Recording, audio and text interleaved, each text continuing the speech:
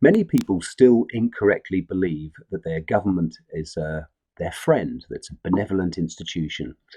And perhaps more fundamentally, they believe that government is even necessary to hold everything together, and without it, society would collapse into chaos. But while it's certainly true that a lot of people can't govern themselves and they actually require a nanny state, it's absolutely and demonstrably not true that the government is their friend. Unless you're on the inside, unless you have your nose in the trough of public money, unless you're a recipient of grace and favour, your government is your enemy because it's prepared to kill you. This shocking insight, which needs to be knowledge, it needs to be held as a conviction.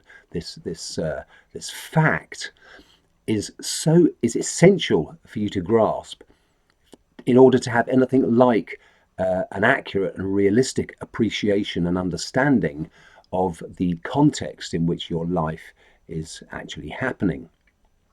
There are loads and loads of examples where we can see the evidence of this, and I've got several of them linked below this video. This issue is so crucially important to grasp, i.e. that our governments are not our friends, that I wanted to show you this film 7/7 Ripple Effect that follows, because it's a particularly good example of illustrating with absolute clarity and certainty that the official story is nonsense. The film presents undisputable facts that lead you ultimately to draw the only conclusion logically possible, and that's that the official story is a lie. It's a fabrication. It's nonsense. It cannot possibly be true. Once you grasp the impossibility of the official explanation and the fact that it's a lie, you have to logically proceed to conclude that those individuals and organizations who continue to cling to this narrative as true and hold it up as a justification for going to war, you have to conclude that they are evil liars. The BBC fall into this category, as does Tony Blair and many other politicians. After watching what follows, bear in mind Tony Blair's resistance to having a public inquiry into the 7/7 bombings and his lame explanation that we already know who perpetrated it and we would needlessly be diverting the resources of the police and security services away from their job of protecting us. But the takeaway point here is that your government is not your friend. It's prepared to kill you. Governments lie. So do politicians. We really need to grasp this fact with absolute clarity. We need to grasp here in the UK that the BBC is a propaganda tool of the UK government. This is a fact. And obviously it points to the fact that the mainstream media in general perform the same role, whether you're in the States or the UK or anywhere in the Western world. But anyway, enjoy this film that follows. It's a really good film, and draw your own conclusions. A message from Muad'Dib about the 7th of July 2005. Dear viewer, I hope this finds you well, in good spirit and having a good day. Regarding the 7/7/2005 terrorist attacks in London, let us look at the facts and see what we were told and compare them. Then, using Occam's razor and common sense, let us see what conclusions are to be drawn, so we can all understand what most likely really did happen that day. First chapter, title: Mock Exercises and Bomb Hoaxes in the Run-Up to 7/7/2005. More than a year before the 7/7/2005 attacks, on the 16th of May 2004, an edition of the BBC One Panorama programme broadcasted a mock exercise imagining what would happen if a terrorist attack was executed in London in the near future, consisting of 3 explosions on tube trains in the London Underground and 1 explosion on a road vehicle. The following excerpt from the BBC programme gives us a good idea of why this program was made. If there are now bombs going off above ground, in this case a lorry being attacked, it could happen anywhere. So the potential for mass panic across not just the capital but the whole country is very much with us. I think therefore we need to look at more serious measures. We do have reserve powers in effect to take over the BBC if we were to wish to, and to get them to broadcast whatever we wanted them to broadcast. Those powers are there in the Broadcasting Act. My advice to the Prime Minister would be not to use those, but I think we should be talking to the broadcasters about having the Prime Minister on the air very quickly. You wouldn't disagree with that, Michael, at all? No, I entirely agree that the Prime Minister should be out there, and we shouldn't be using the powers to bring in the BBC, but we should certainly be talking to the broadcasters about the way in which the coverage is going to be organised. Please note well that he said the coverage is going to be organised. In other words, he was saying that they would write the script for and then edit and control the media coverage of an event in which there were 3 explosions on London tube trains and 1 on a road vehicle, if such an event were to take place in the near future. The question that begs to be asked is this: was that what they were actually in the process of planning, and precisely the reason for that programme? This is the kind of terrorist attack the government repeatedly says is going to happen. We've been absolutely clear we can't guarantee that there will never be an attack. It's quite likely that they're planning one now. I am wondering about the purpose and effect of this very programme. This BBC Panorama programme appears to have been used by those behind the 7/7/2005 attack as the means by which the media's response to the attack in the near future was studied, so it could be controlled and directed towards their own ends.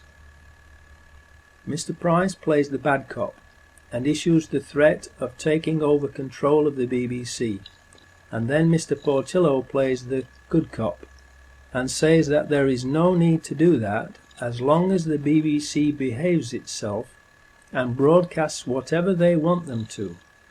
The good cop, bad cop scenario is just theatre, to deceive the viewer.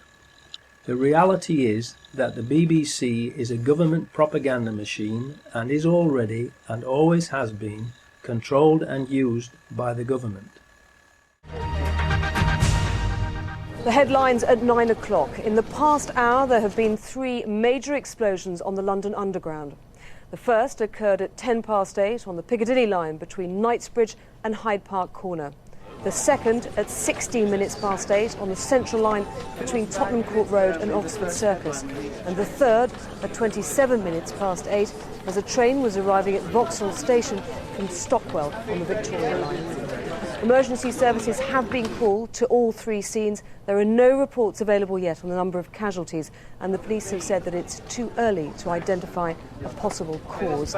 London Underground is now closed, and the police are asking people not to travel. 350,000 people alone are making their way towards the city of London at this point. And if the access overload system has been triggered and they can't get onto their mobile telephones, this will have profound implications for them, the next of kin. We can now confirm that a tanker carrying chlorine has exploded at the junction of Shoreditch High Street and Commercial Street. Chlorine is extremely toxic in this form, and the police are issuing express warnings to people to stay indoors, close windows and remain there until the all clear is given. In the days leading up to 7/7/2005, there were hoax bomb scares in Nottingham and Sheffield. Were these false alarm hoaxes meant not only to cause panic and confusion, but also to lull everyone into a false sense of security and into thinking that the initial reports in London on 7/7/2005 would also be false alarm hoaxes, so people would ignore them until it was too late?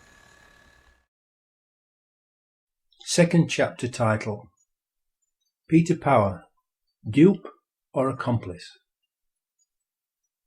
Then, on 7/7/2005, we were told on TV by Peter Power of Visor Consultants that they, and the private company employing them, who helped choose the scenario for it, were running a mock terrorist drill in the London Underground, with practically the same scenario as what actually really happened on that day. In other words, the actual mock anti-terror drill that the BBC Panorama programme of May 2004 had outlined had been chosen by Visor's client to be carried out on the very same day that 4 Muslim suicide bombers also chose the same scenarios that Visor's client had chosen for the mock drill, causing real and devastating explosions on 3 London tube trains and 1 road vehicle. Please think about that unbelievable set of coincidences for a few seconds, to let the implications of it sink in. Then, please ask yourself, what are the odds against all of that happening by chance? Just to get this right, you were actually working today on an exercise that envisioned virtually this scenario. Almost precisely. I was up until 2 o'clock this morning because it's our job, my own company, Visor Consultants. We specialise in helping people to get their crisis management response. How do you jump from slow time thinking to quick time doing? And we chose a scenario with their assistance which is based on a terrorist attack because they're very close to a property occupied by Jewish businessmen. They're in the city, and there are more American banks in the city than there are in the whole of New York. A logical thing to do. And I've still got the... I was going to say, how extraordinary today must feel for you as it unfolds. In his TV video clip, Peter Power states that their customer helped to choose the exact scenario. I repeat, Visor's customer helped to choose the exact scenario.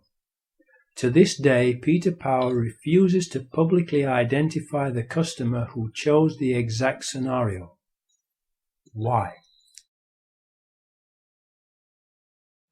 Third chapter title: Foreign Security Firms. Can they be trusted? Verint Systems is the security firm that is responsible for the CCTV surveillance cameras in the London Underground rail network, and it is an Israeli company with approximately 1,000 employees. No CCTV footage of the 4 Muslims boarding the tube trains has been released by Verint, who claim that their cameras were not working. Why? Because the 4 Muslims were not on the tube trains that blew up. Fourth chapter title: The 4 Muslims, Actors or Patsies?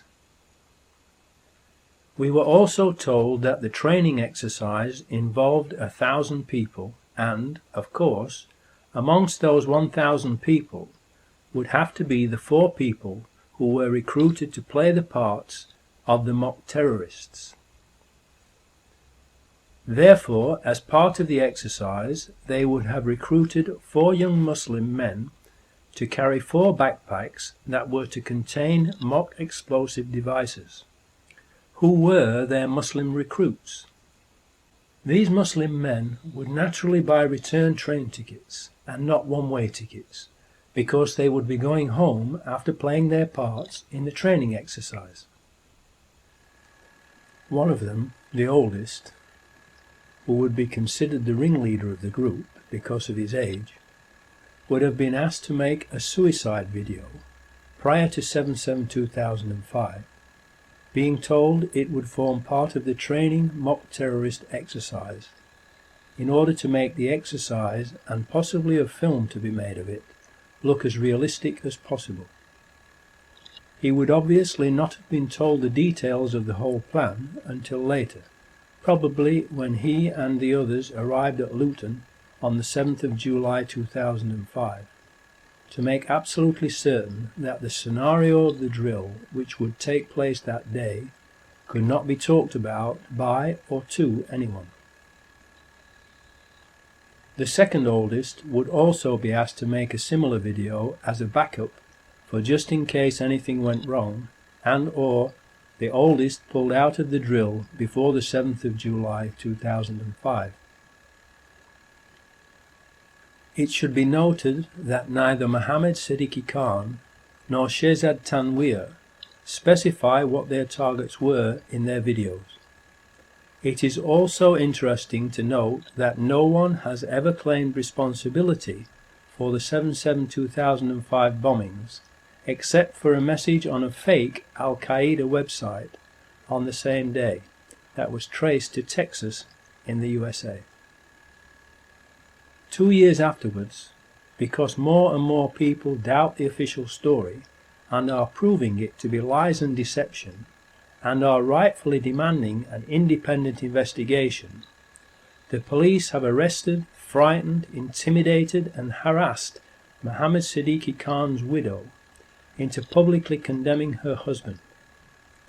She has a young daughter to protect and has stated that she is now afraid of the police.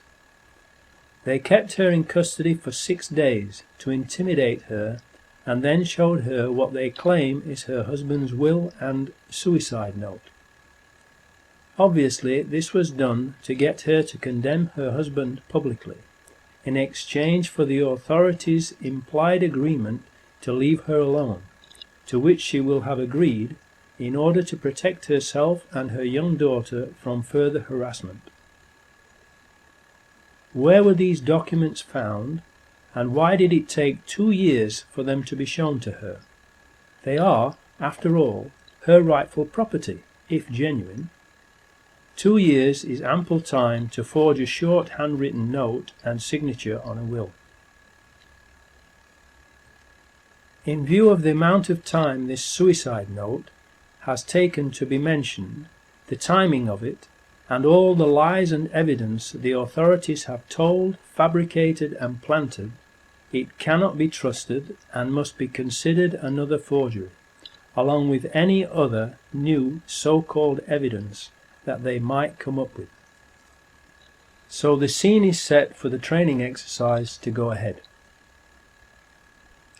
The fake terrorists have been recruited, the suicide videos have been made, and everyone has been given basic instructions for the day that the exercise is to be put into operation, 7/7/2005. The 4 mock terrorist actors were to meet at Luton train station at 07:20 a.m. on the 7th of July 2005 and catch the 07:40 a.m. train from Luton to King's Cross Thameslink station with their pretend bomb backpacks, and then split up and catch 3 tube trains and 1 bus to prearranged destinations where the fake explosions were to take place as part of the training exercise. Finally, the big day arrived. Everyone was ready. Everyone was either already where he was meant to be or was heading there. But first, let us take a step backwards for a moment to look at the bigger picture and put this mock terror exercise into context with what was happening in Britain at that time. Tony Blair was in big trouble because he had just been sent a very clear message from the British nation via the May 2005 general election, in which he was almost voted out of power, that the British people did not want British troops fighting in George Bush's war of terror in the Middle East. So, to be able to keep the British troops fighting in the Middle East, Tony Blair desperately needed something to happen to change the nation's mind.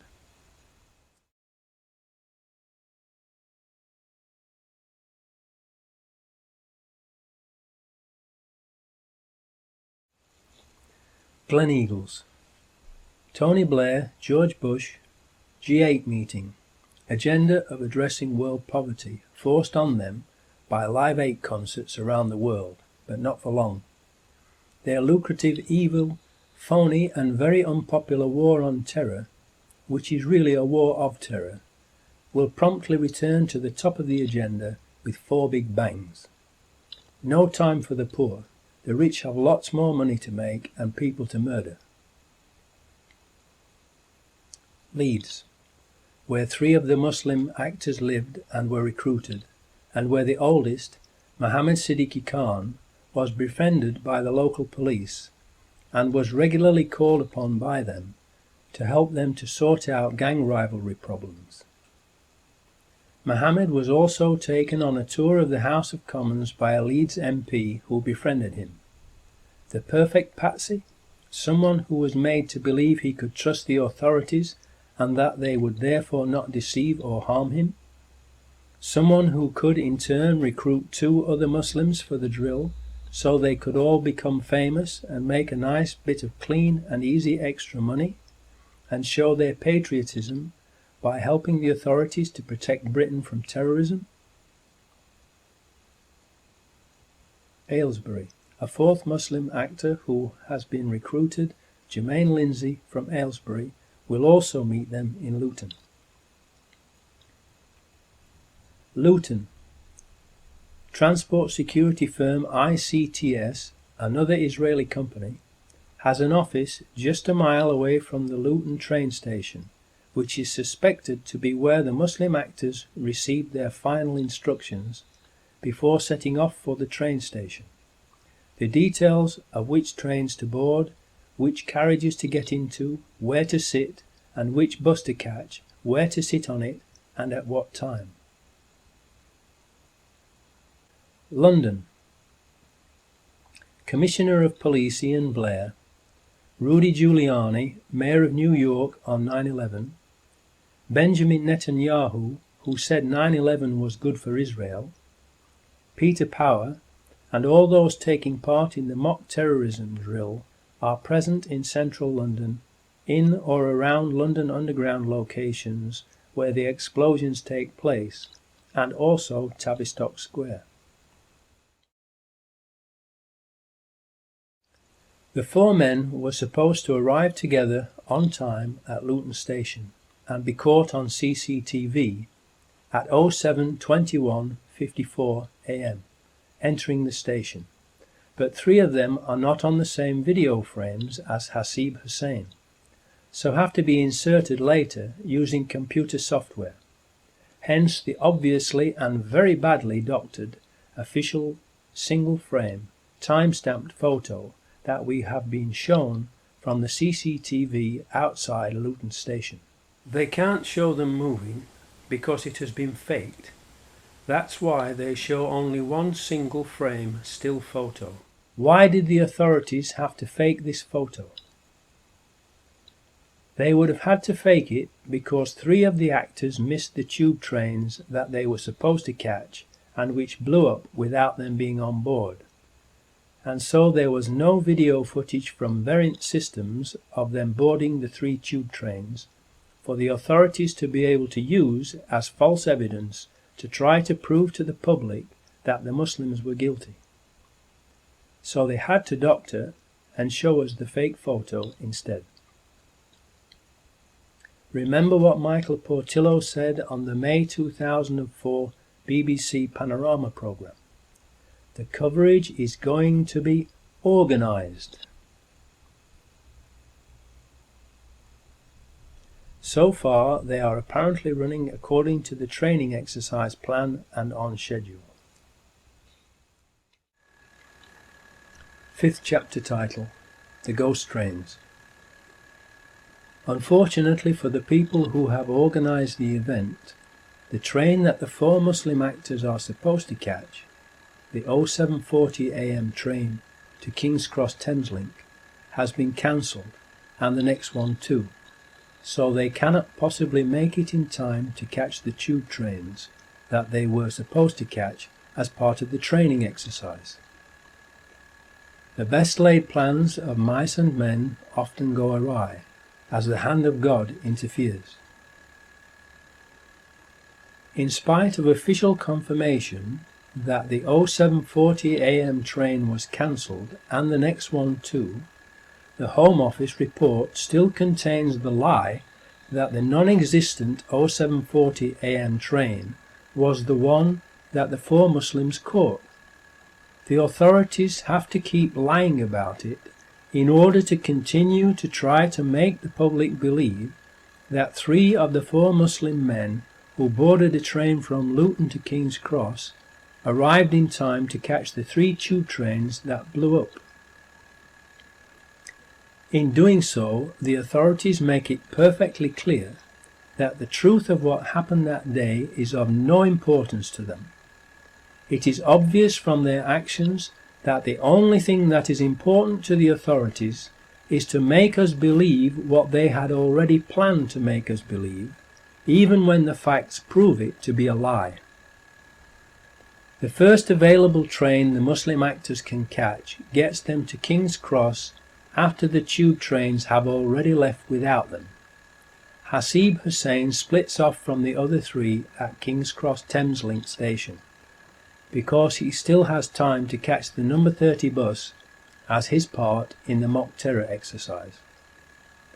When the tube trains they were supposed to catch are blown up, the other three smell a rat and realise they have been duped and are Muslim patsies who will be blamed for the attacks, and everyone knows what happened to Lee Harvey Oswald. The Muslims are not from London. Their homes are many miles away, and so they are like fish out of water and have no idea what to do or where to go and hide. They realise that they can't go home and do not know anyone in London whom they can trust. The phones are all not working, first of all because they were jammed and then shut down by the authorities. So they cannot phone anyone to tell them what has happened. What can they do to prevent themselves from being wrongly blamed for the explosions? What would you do in that situation? On one of the early TV news broadcasts that day, a newsreader announced that a report has come in that 3 of the terrorists involved in the bombings had been shot and killed by the anti-terrorist branch of the police at Canary Wharf in the Docklands area of London's East End.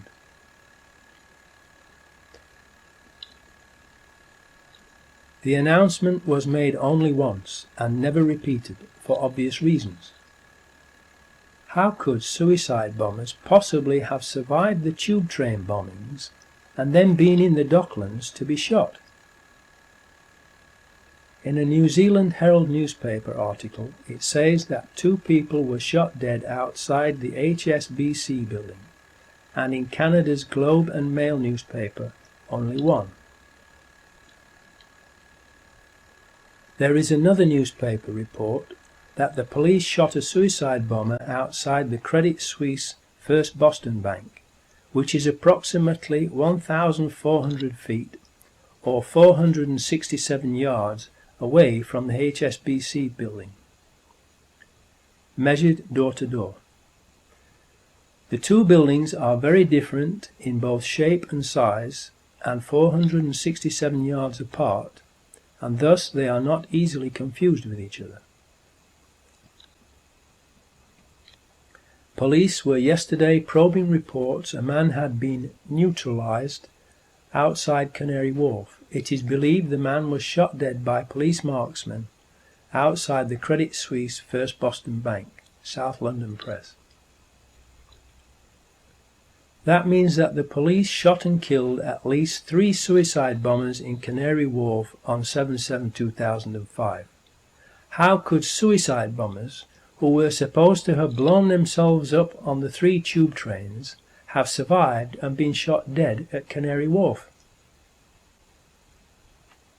If we have at least 3 of the 4 suicide bombers shot dead at Canary Wharf, and we know they weren't on the tube trains that blew up, because the 07:40 AM train from Luton to King's Cross was cancelled that day, then we have overwhelming proof that they did not blow the tube trains up, and that the blowing up of the 3 tube trains was an inside job. At the Canary Wharf Docklands site there are media companies for the Muslim patsies to have told their story to and cleared their names if they could, and 2 possible escape routes: via air from the nearby London City Airport that has flights to 34 destinations in the UK and Europe, and, if they couldn't fly out, there was the possibility of getting a boat across the Channel to France. 6th chapter title, The Number 30 Bus. The fourth Muslim backpacker, Hasib Hussein, who has been blamed for the number 30 bus bombing, is reported to have been seen wandering around London, going into McDonald's and eating a beef burger.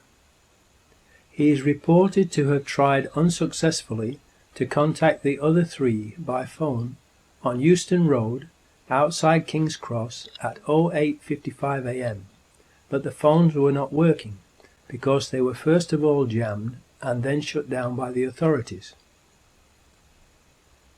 What happened to him? He was the youngest of the four, only 18 years old, and described by those who knew him as a gentle giant.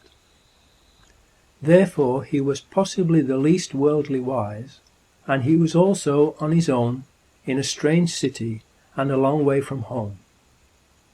He might not have realized he was in danger of being framed as a patsy, believed all the chaos around that part of London was just part of the mock terrorism exercise that he was part of, and so just continued with his assigned role, which was to board a certain double-decker bus at an appointed time and sit at the back of the top deck. A double-decker upon which a large advertisement for a play had been placed on one side, reading, "Outright Terror, Bold and Brilliant." Please think about that sign on the side of the bus and the sick minds of the people who planned the attacks. Now this is where it gets weird, because we are told that Hasib Hussein started from King's Cross Thameslink station and was seen on a number 91 bus travelling west along Euston Road to Euston Station, where he caught the number 30 bus that would have then travelled east back along Euston Road, retracing his steps back to where he started from at King's Cross, if it had not been diverted into Tavistock Square.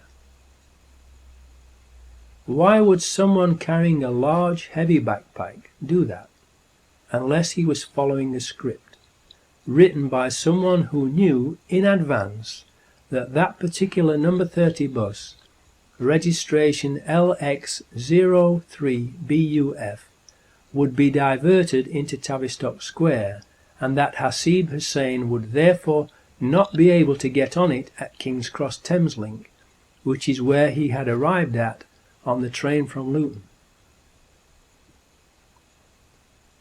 Only someone who is a stranger to London would do that without asking why, because it is a totally illogical thing to do for someone who knows London and knows that the number 30 bus goes past King's Cross Thameslink station, so that they could have caught it there instead.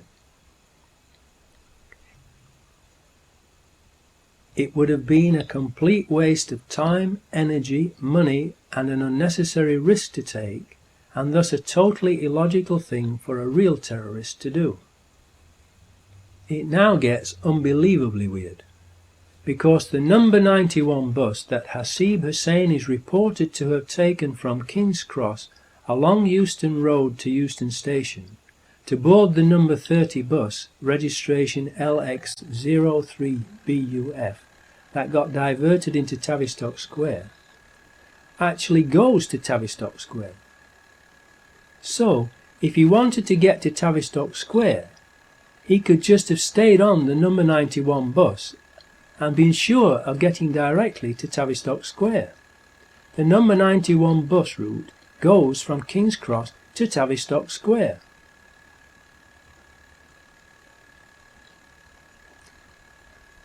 That is conclusive proof that that particular number 30 bus, registration LX03BUF, was part of Peter Power and his customers' mock terrorist drill, pre-rigged with explosives, like the 3 tube trains, and was pre-planned to be diverted into and blown up in Tavistock Square, rather than blown up by a backpack bomb.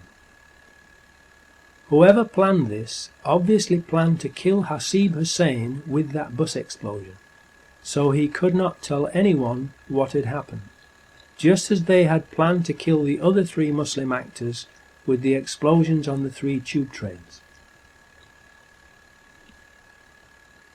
At 0900 AM, a number 30 bus, registration LX03BUF, left Marble Arch on its return journey to Hackney Wick.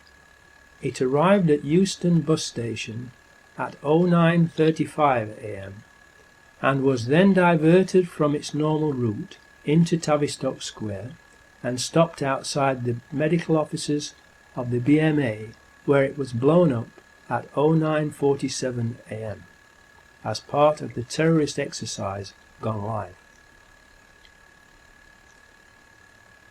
This also fits with the BBC Panorama mock terrorist programme of May 2004, where the explosion of a road vehicle was scheduled to take place after the 3 tube train explosions. A white van from a demolition company called Kingstar is seen and photographed parked at the side of the bus immediately after the explosion, and a mysterious witness, Richard Jones, gives an account of what he says happened to the bus on camera, which is something that normally would not be allowed by the police unless it was part of a film training exercise. Then, after a spate of very contradictory TV and newspaper interviews within a very short space of time that makes sure everyone now believes the explosion was caused by a suicide bomber on the bus, Richard Jones disappears from view. However, and of particular interest, some newspapers, including the UK's Sunday Mail on the 10th of July 2005, reported that Richard Jones served an apprenticeship at an explosives factory in Ayrshire. Richard Jones' statements about the suicide bomber are very suspicious for 2 reasons. First, because they are so inconsistent and contradictory that they are not believable. And second, because criminals usually accuse someone else to divert attention away from themselves. Is that what Richard Jones did? He says that he and 11 other people got off the bus just before it exploded. Were the 12 of them a team, with the other 11 there to cover up what Richard Jones was doing as he planted a bomb? Another strange statement he made to the Sun newspaper, reported in the 8th of July 2005 edition, is that he got off the bus because he had reached his destination. How could he possibly have reached his destination on a bus that had been diverted from its normal route, unless he was part of the mock terrorism exercise team and got off the bus as planned in Tavistock Square after planting a bomb just before it was detonated? Does he work for Kingstar? Kingstar, whose white van was parked next to the bus, is a company that specialises in controlled demolitions, and Richard Jones said he served an apprenticeship at an explosives factory in Ayrshire. Was the Kingstar van there as part of Peter Power and his customers' training mock terrorism drill to supervise the mock explosion that became real?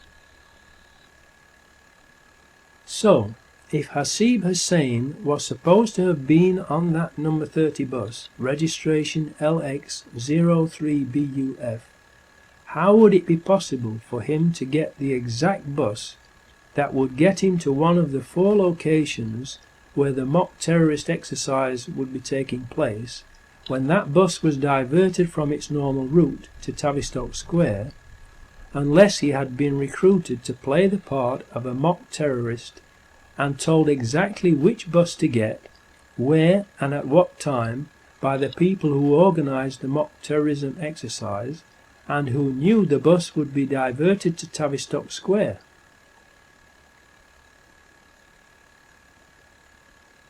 The odds against that happening by coincidence are unbelievable, and thus it is not possible that it was a coincidence. Another unbelievable coincidence is that all of the CCTV cameras at all 4 of the blast sites were not working that day. The 4 CCTV cameras on the number 30 bus were, just like the Israeli Variant Systems ones on the underground, not working, and there are no reliable witnesses who can place Hasib Hussein on the number 30 bus. Richard Jones is an unreliable witness whose physical descriptions of the man he says was the suicide bomber does not fit with Hasib Hussein's appearance or what he was wearing that day. So there is no proof that Hasib Hussein was either on that bus or blew it up. Even so, he has been tried and wrongfully found guilty of blowing up the number 30 bus by the government-organised and controlled media machine, without a shred of real evidence. They claim to have found Hasib Hussein's ID in Tavistock Square. However, they also claim that ID from another of the 4, Mohammed Siddiqui Khan, was found in at least 2, some reports say 3, separate blast locations.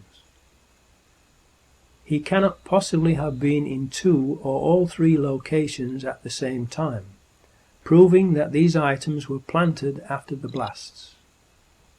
How could their IDs have survived suicide bomb blasts?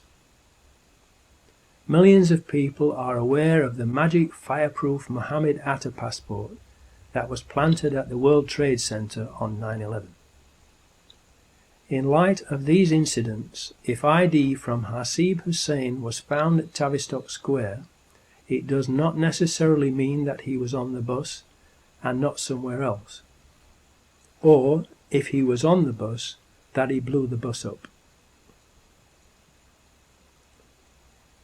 What has happened to the presumption of innocence and being considered innocent until proven guilty and convicted by a jury of your peers in court that has always been the mainstay of British justice?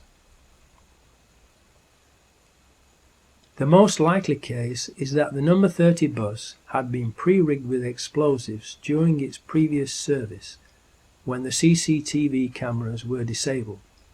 The CCTV systems on stagecoach buses are normally either the Israeli company Variant Systems RP12001 or Timespace X200. A witness, Richmal Marie Oates Whitehead, aged 35, who worked at the BMA in Tavistock Square and was hailed as a heroine for her actions during the London bombings, said she heard 2 explosions on the bus. The controlled media immediately went on the offensive and did a character assassination of the heroine because her testimony did not fit with the official story, and she died unexpectedly shortly afterwards. However, other witnesses also reported a second explosion on the bus. Richmal's and other witnesses' testimonies would account for pre-planted explosives and a bomb being planted later on 7/7/2005. What we can be certain about, though, is that, either on the bus or elsewhere, Hasib Hussein, like the other 3 Muslim patsies, was murdered. 7th chapter title: Pre-planted explosives. Witnesses of the tube train explosions state that there were no Muslims with backpacks and no backpacks or bags left unattended on the trains in the carriages that blew up, and the floors of the trains blew upwards from underneath, not downwards, as would be the case with explosives inside the trains. Explosives under the train floors, powerful enough to rupture the carriage floors and bend them upwards, would also lift the carriages up off the rails and derail them, as did happen. Those explosives were not homemade, but military-grade high explosives, that would not be available to Muslim suicide bombers. The official story was that they used homemade explosives, which has later been proven to be a lie. So we know from reliable eyewitnesses who can be traced that there were no backpack homemade bombs or Muslim bombers inside the tube train carriages that blew up, and that the floors blew upwards, so the bombs, which were made from military-grade explosives, must have been fastened underneath the floors of the train carriages. Only people having access to the tube trains during the times that the trains were not running would be able to plant those bombs under the train floors. Benjamin Netanyahu, the Israeli finance minister, said that he was warned by Scotland Yard not to leave his hotel room on the morning of 7/7/2005 before the first explosion was reported, implying that they had foreknowledge of the plan.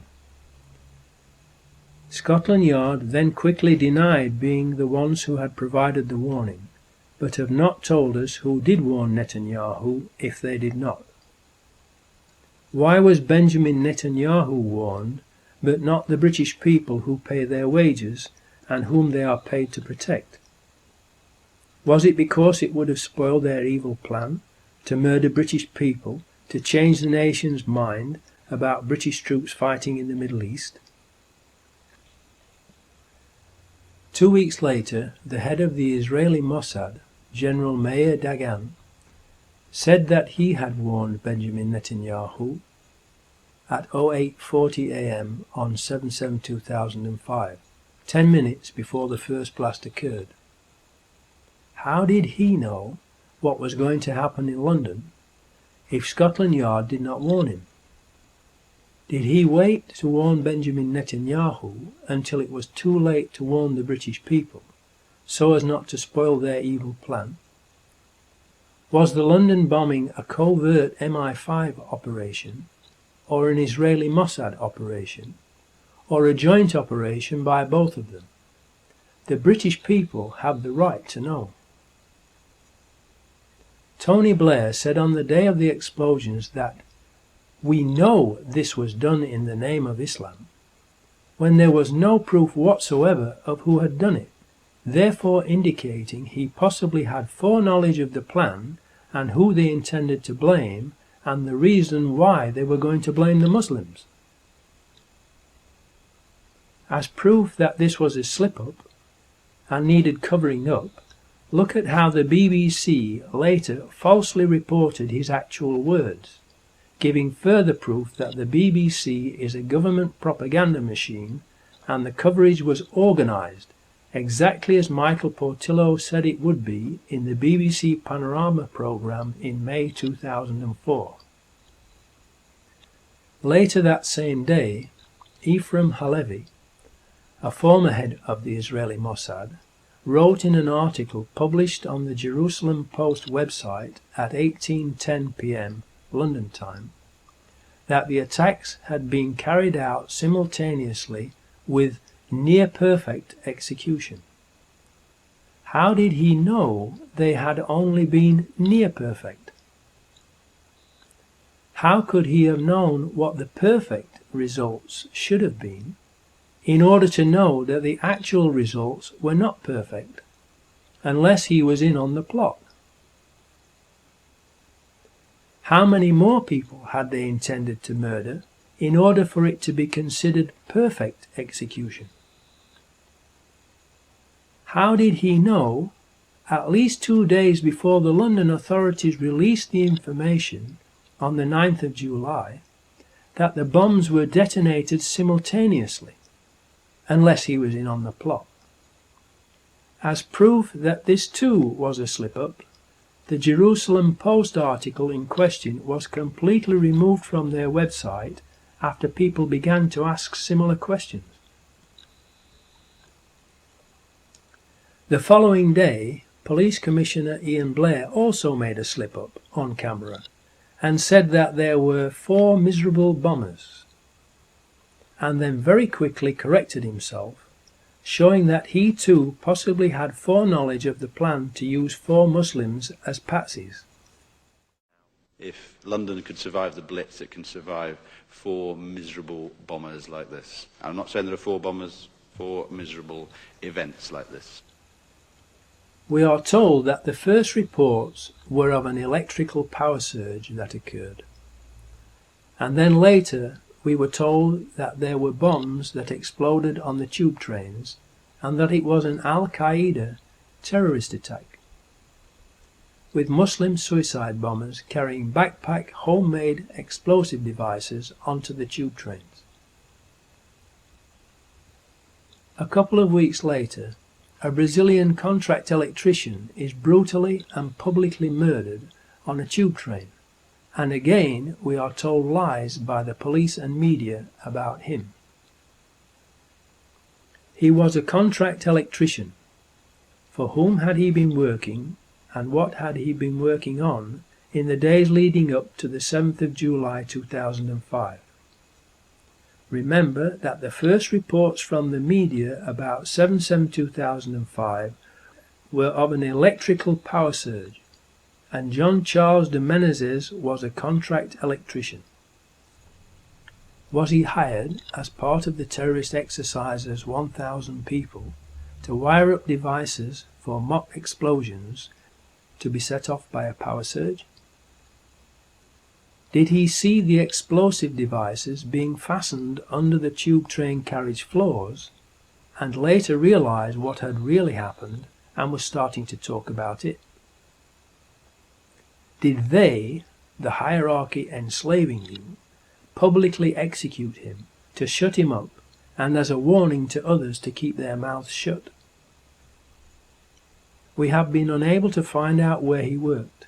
We know about his cousins who live in London and his family coming over from Brazil, but we do not know where he worked. Why? Who is the person calling himself Richard Jones and claiming to have been next to the suicide bomber on the bus and a witness to the bus bombing? And why did he tell so many lies? Why did Peter Power smirk, grin and giggle when he spoke about the coincidence that the exercise had turned out to be real when lots of people had been killed and injured? What is funny about that? The probability of the 7/7/2005 drill and attack coinciding without being planned to coincide in a 10-year period is 1 chance in 3, 7, 1, 5, 592, 613, 265, 750, 000, 000,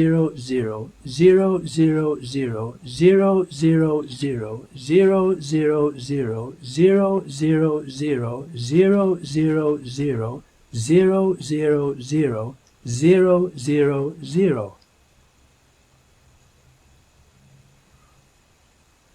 I wonder why the media aren't investigating the drill. Why are Peter Power, Verint Systems, Richard Jones, Commissioner Ian Blair, the anti-terrorist branch who shot and murdered these innocent people, the Israeli Mossad, Tony Blair and the government itself not under investigation for these horrendous crimes? 8th chapter title. Conclusion.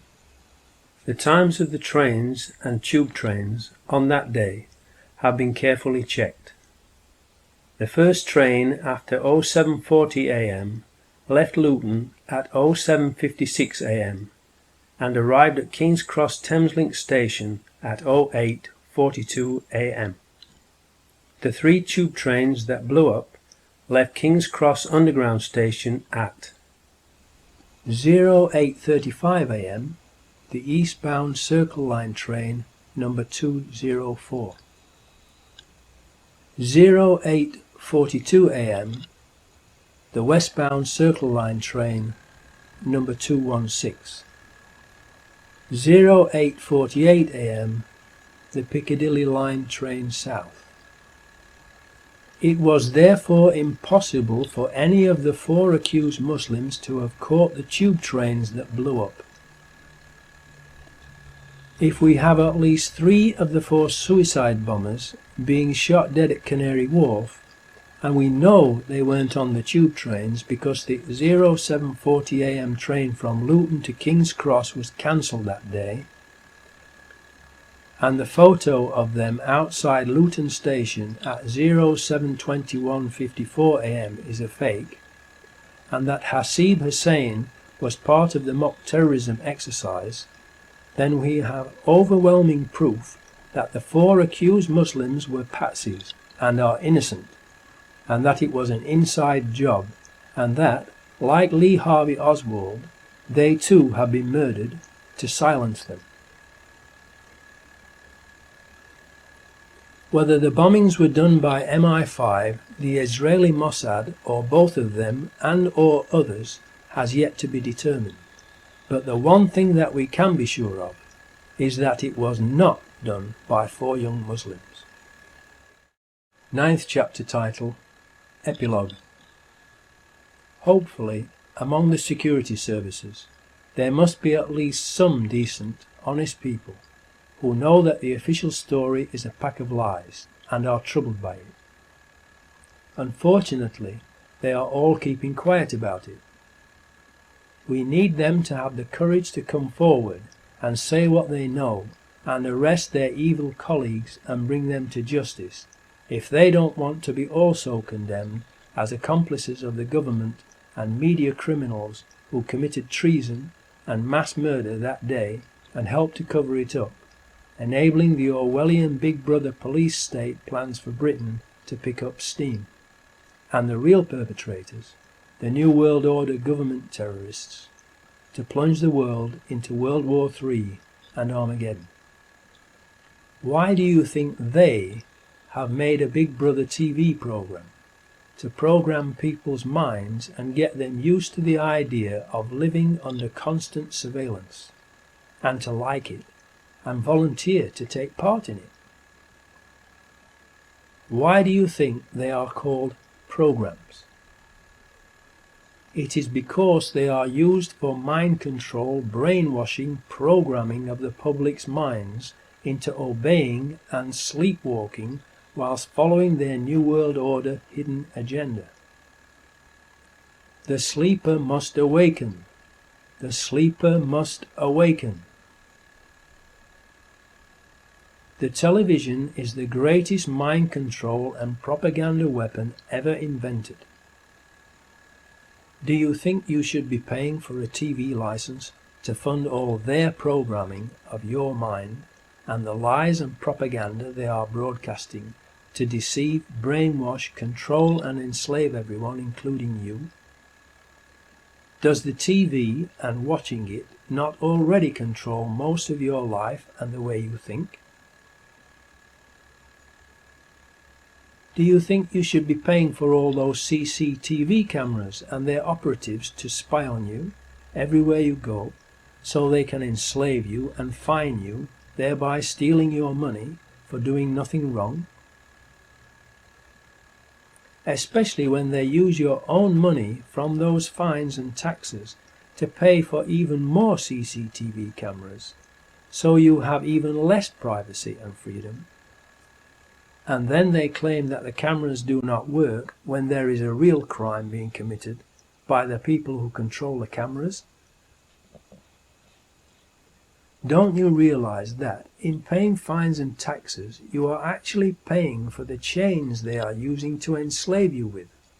Wake up, look and see the reality that you are actually paying for them to turn you into their slave. The government is continually and illegally passing new legislation to restrict your freedom and obtain more and more information about you to control you, and yet they themselves are becoming more and more secretive and out of control. They have turned the relationship between the people and government into the opposite of what it should be.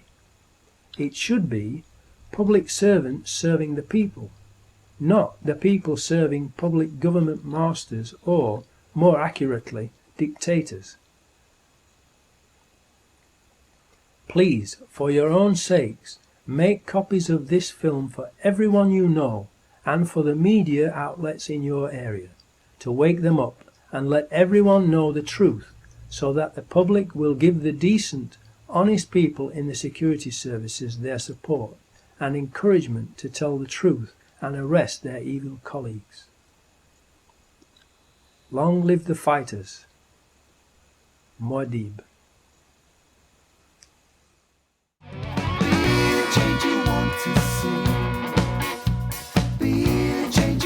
To see, be the change you want to see, be the change you want to see.